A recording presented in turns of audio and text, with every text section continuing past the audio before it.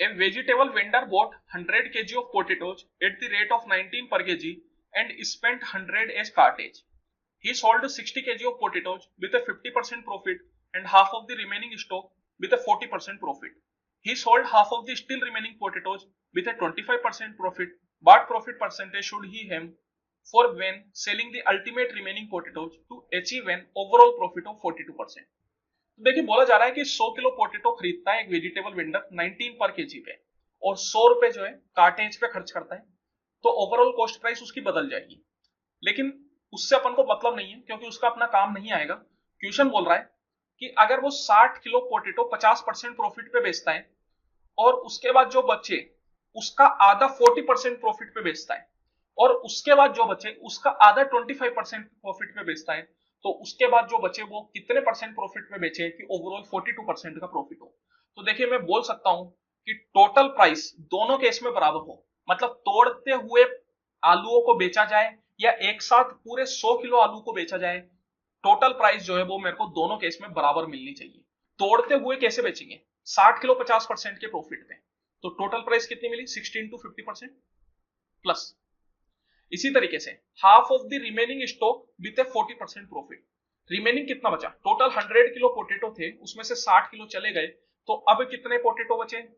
40 kilo बचे और 40 का आधा किलो वो 40 का आधा जो है वो 40% प्रॉफिट पे बेचता है। 40 का आधा करोगे तो कितना आ जाएगा? 20 किलो। तो 20 किलो को 40% प्रॉफिट पे बेच रहा है प्लस। इसका मतलब अब कितने पोटेटो बचे उसके पास? 20 किलो बचे।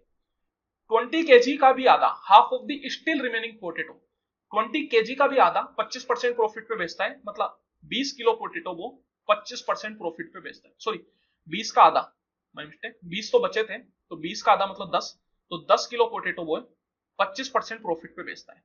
तो अब कितने बचे उसके पास? अब उसके पास 10 किलो पोटेटो बचे और बोला जा रहा है कि अब जो पोटेटो बचे उनको कितने परसेंट प्रॉफिट पे बेचा जाए कि ओवरऑल प्रॉफिट 42% का हो। तो मैं मान लेता हूं कि अगले 10 किलो पोटेटो को उसने x% प्रॉफिट पे बेचा, तो इस पूरे से जो अपन को कमाई होगी that is equal to overall 42% बेचने पे। तो ओवरऑल मतलब इकट्ठा सारे पोटेटो को 42% के प्रॉफिट पे बेचने पे, तो इकट्ठे कितने? 100%, 100 किलो और 100 किलो को 42% के प्रॉफिट पे बेचे, तो ये दोनों चीजें बराबर होगी। यहां से अपन x की वैल्यू निकाल सकते हैं। परसेंट से परसेंट सब जगह कैंसिल आउट हो जाएगा। देखिए 60 इंटू 50, 6 पंजे 30 मतलब 3000 प्लस 20 इंटू 40 मतलब 8000, सॉरी 800, माय मिस्टेक, 4 दूनी 8 मतलब 800 plus 250 plus 10x equal to 4200। तो यहां से आप देख सकते हैं 3000 प्लस 800 कितना हो गया आपके पास? ये हो गया 3800। 3800 प्लस 250 मतलब 4050, तो 10x इक्वल टू आ गया 4200 माइनस 4050, दैट इज 150।